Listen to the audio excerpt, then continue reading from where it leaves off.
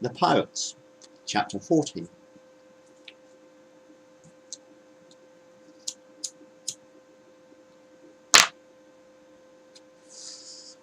Ensign Crusoe lay on the lower bunk of a hard metal bed in the brig of the Quadag mercenary, and Ensign Ogle sat on the top bunk, biting his fingernails. What do you think they will do to us? Asked Ogle. Crusoe put his hands behind his head and gazed up at the springs of the mattress above him. They'll probably maroon us on some dirt ball of a planet and leave us to starve. I heard that pirates like to torture their victims first. Ensign Ogle leant over the side of the bed.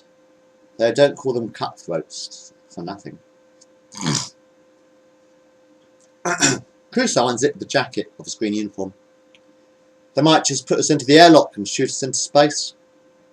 If they do, then remember to take off your helmet as soon as you get outside. Ogle shivered. I don't know if I've got the balls. It's a quicker death than suffocation, sighed the young ensign on the lower bunk. Ebony and Murray Reed sat at a metal table on the other side of the prison wall, playing strict chess, a game invented by Calico Jack Rackman. The rules of strict chess are the same as they are for the usual game, except when a player loses a piece, other than a pawn, they also lose an item of clothing. The white playing pieces were carved from heffic bone. A heffic is a small pink horse-like pony with 6 legs and is an endangered species. The black pieces of the chess were carved from Dunkali teeth. Dunkalis are a rare breed of marsupial, similar in appearance to a grey squirrel, but 3 times the size. It survives on a diet of Dunkali sugarcane, which is probably why it has black teeth. The black and white chessboard was carved from Venera wood. Venera trees only grew in the snow forests of Antibia, which used to be an ice world, until mass deforestation caused a bad case of global warming, and the planet melted.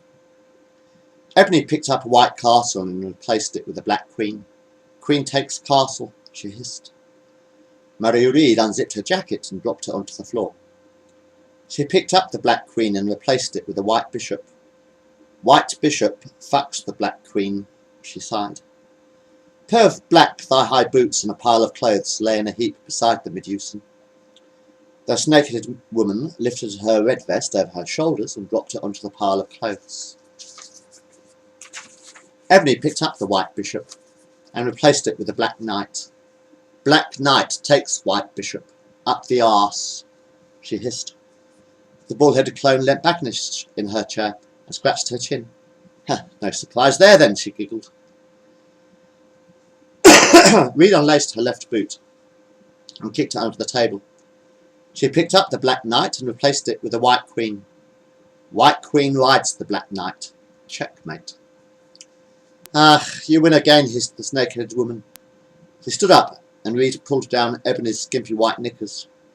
That's the 4th game in a row you have won, she hissed. Hope you're not cheating. Would you like a rematch? Asked the bald-headed clone. Ebony picked up the bundle of clothes by her feet. Walter Riley sat up in bed, tapping his ears with his fingers. I can't hear anything, he shouted. Calico Jack Rackman sat in a metal chair beside the bed, armed with a zap blaster. Would you like an Oculus fruit? He asked, taking a bite from a small green plum. Riley did not answer. Purple Aculean bloodbeast lay on the bed next to the grey-haired man. Dr. Remy was busy stitching up the wound in the dog's chest. Teach paced up and down the room, tugging at his bushy black beard. Will he survive? He asked. He'll be biting the hand that feeds him before you know it, smiled the 4-armed medic. A young association officer sat on the metal floor of the sickbay, clutching his left arm with his right hand. My fucking arm is broken, and all you care about is that stupid dog, moaned crewman Verne.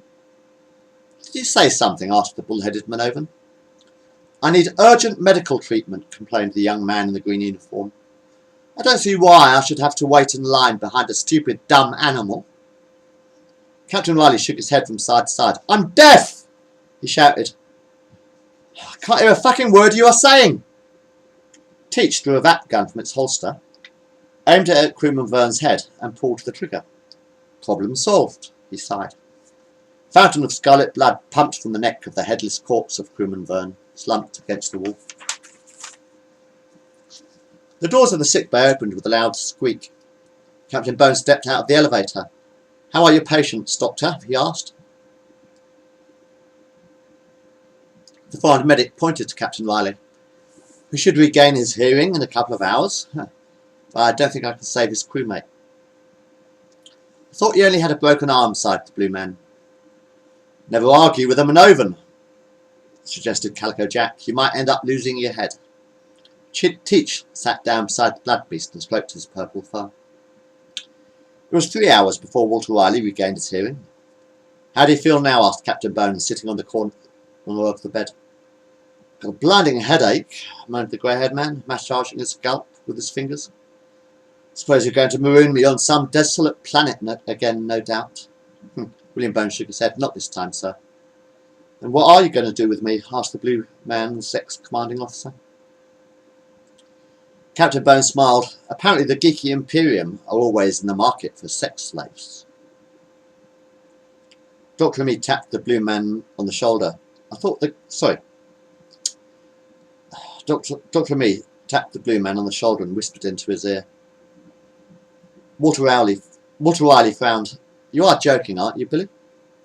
"I'm sure that there are many strange aliens who have never fucked a human and would welcome the opportunity," replied the blue-skinned man.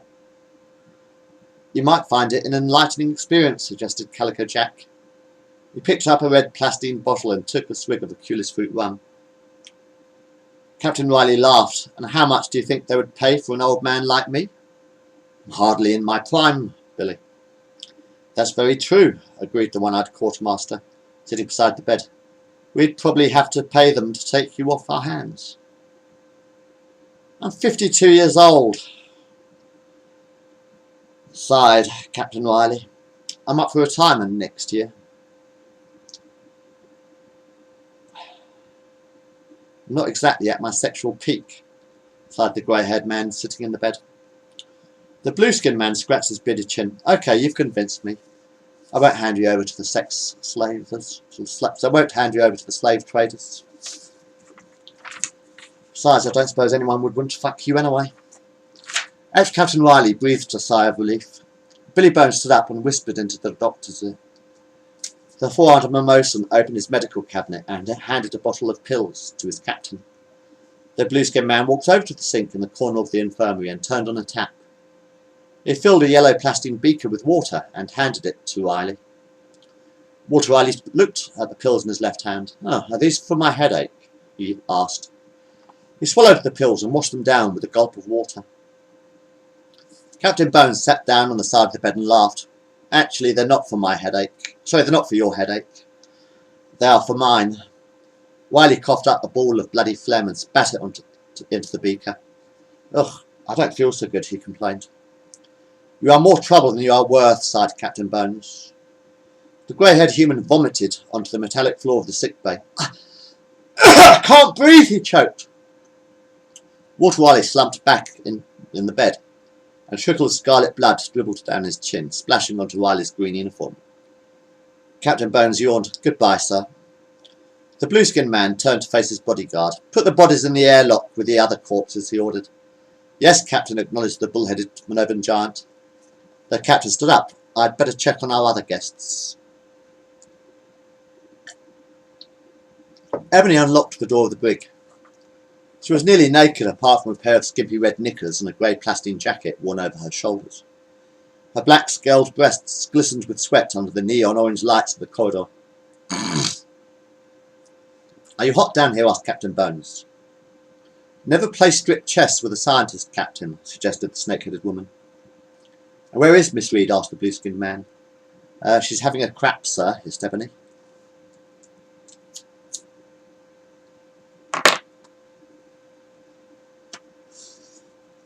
Ensign Ogle refused to join the pirates. "My father is a politician, sir," he explained. "Can you imagine what it would do to his reputation if his son became an outlaw? It would destroy his career." "What do you suppose we should do with you, then?" asked Captain Bones. Hang you from the yardarm by your thumbnails and use you for musket practice? You could let me go, suggested Ogle. The young association officer was sold to the geeky Imperium as a sex slave, in return for 2 Trojan fountain goats and half a dozen barrels of geeky cola fizz. Senator Douglas Ogle was very surprised when he saw the hollow bits of his naked son, in all his natural glory, being fucked by a 2-faced, warty-skinned Orgarian on the News of the Universe Holly Visuals show. Crusoe decided to stay on board the pirate vessel as a technician. With the assistance of Chief Engineer Morgan, he managed to rebuild a robot from the remains of the security droids. Christopher Hawkins stood in front of the strange, grey, 3-armed robot standing on the bridge. What are you going to call it? He asked. How about Tin Man? Suggested the young French technician. The young Nubian saluted the robot. Welcome aboard, Mr. Tin Man. Bzz, bzz. Thank you, sir, replied the metal man in a tinny voice. I await your orders. Bzz, bzz. How may I be of service? Commander Silver turned his chair to face the droid. It's very polite for a security robot. I made a few adjustments, replied the French technician. Captain Bones turned his chair to face his first officer. Are you sure that you still want to leave? He asked. The silver-haired Venusian nodded. Well, I suppose you had better go and pack your bags then. You can take one of the shuttles, suggested the blue-skinned man in the captain's chair. Beep, beep, beep. Ben Gunn pressed a button on the communications console. Captain, I'm receiving a transmission from an Aphrodisian transport vessel. It's Mr. Bartholomew.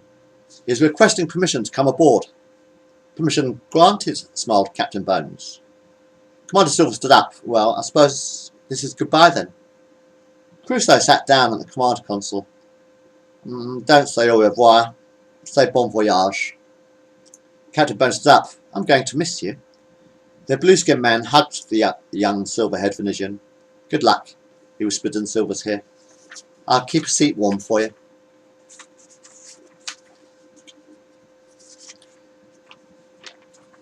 Don't hold your breath, suggested Silver. The doors of the black Aphrodisian shuttle rose with a feat. The purple cassock monk stood in front of Captain Bones and lowered his hood. It's good to see you again, smiled Bartholomew. My dear Prudence, you do have such perfect timing, smiled the blue-skinned man. The young attractive Aphrodisian handed a small gold disc to Captain Bones. You can have this back. You can have this back now. The blue man looked at the golden disc and handed it to Commander Silver, who was standing at his side. You'd better have this, just in case you decide to come back. Maybe all you need is a little shore leaf. I doubt it, suggested the young Venetian. Don't hold your breath. I have no intention of doing so, laughed Captain Bones. He put his arms around Bartholomew's waist and they embraced. The young Aphrodisian opened his succulent mouth and their tongues entwined.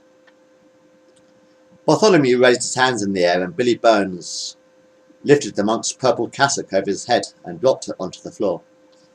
What do you think? Asked the young naked Aphrodisian. He was a slim, handsome man with pale skin. His body was firm and trim, and his 7-inch penis stood to attention like a flagpole. Oh, you are gorgeous, whispered the captain. He knelt down and licked the tip of Bartholomew's long, thick cock with his tongue. And he tasted pretty good too.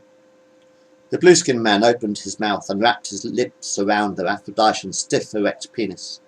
He sucked hard on the boy's throbbing cock. I'm going to come, whispered Bartholomew. The young Aphrodisian ejaculated a jet of steaming hot jism, shooting from his penis straight down the blue man's gulping throat.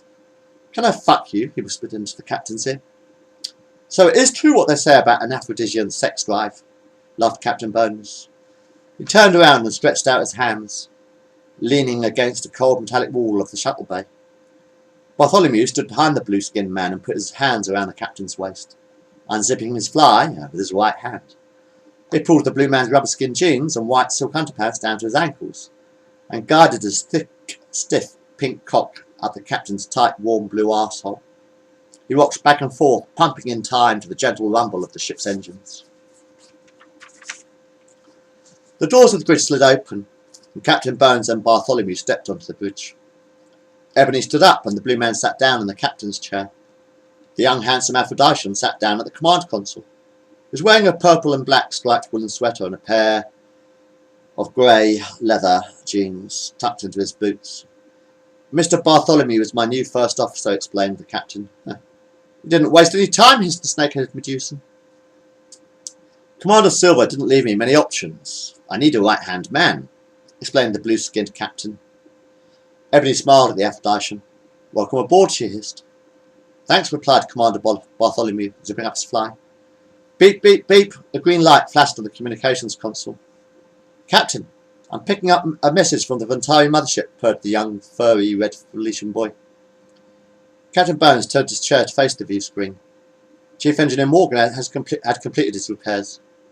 Put it on the viewer, ordered the blue-skinned man. The viewer buzzed and crackled into life, and the image of Queen Boudica appeared on the screen. Your Majesty, I trust your ship did not suffer too much damage in the attack, smiled Billy Bones. The orange-skinned woman laughed. Fortune seems to have smiled on you today. It would seem that we arrived at the most opportune moment. Thank you for your intervention, acknowledged the blue-skinned man in the captain's chair. How did you find us? One of my passengers has an intergalactic homing beacon tuned into your coordinates. We would like to talk to you. Queen Boudica pressed a button on the command chair, and the green-skinned face of Cornelius Blackheart appeared on the view screen. There was quite a fight, smiled the young bleached-haired Pornashian. I had never flown a Ventaran warbird before. It's good to see you again, smiled Captain Bones. I enjoyed the movie. Corn smiled. Perhaps we can make one together soon. Might have permission to come aboard. Where are you heading? Asked the blue-skinned man in the captain's chair. Actually, I was wondering if you had any vacancies, asked the green-skinned youth. I'm sure I can squeeze you in somewhere, laughed Captain Bones. We still have a few empty cabins, and I could use an extra pair of hands to pilot the shuttlecraft. Corn scratched his nose. Actually, I was hoping we might be able to share a cabin. I'll arrange a shuttle to transport you over, suggested the captain. No need, smiled the bleached-haired Pornashian. Queen Boudica has given me one of her fighters. I hope you have room in your docking bay for a Ventaran warbird. Captain Bones nodded. That is very generous of her. A chubby orange finger tapped the green-skinned youth on the shoulder. Queen Tangerini wants to talk to you. The view screen flickered and a pot-bellied, ginger-haired human wearing nothing but a yellow loincloth appeared on the monitor. He wore a metal collar around his neck and was chained to the orange-skinned Ventaran Empress. William Bones stood up and bowed his head in respect. Your Eminence, what can I do for you? Asked the blue-skinned man. Queen Boudica pulled the heavy iron chain in her hands, and Admiral Drake fell to his knees. I have a gift for you, Captain. Captain Bones shrugged his shoulders. He is of no use to me, Majesty. You can keep him. The ginger-haired Admiral clasped his hands and lifted his head. You've got to help me, Captain Bonnet. The Ventari have agreed to release me into your custody. Billy Bones scratched his bearded chin. You were going to execute my crew, if you remember. Why the fuck should I save your pitiful little life? He asked. The captain sat back down in his chair. Frank Drake stood up. Have you any idea what the Ventari do to their prisoners? The blue man smiled. I have no idea. What do the Ventari do with their prisoners? The ginger-haired man gulped. They fuck them. To death. Literally. Then they eat them. Captain Bones laughed. Frankie, my dear. I don't give a damn. He pressed a button on the captain's chair, and the view screen went blank. The end of the beginning. For now. End of book 1.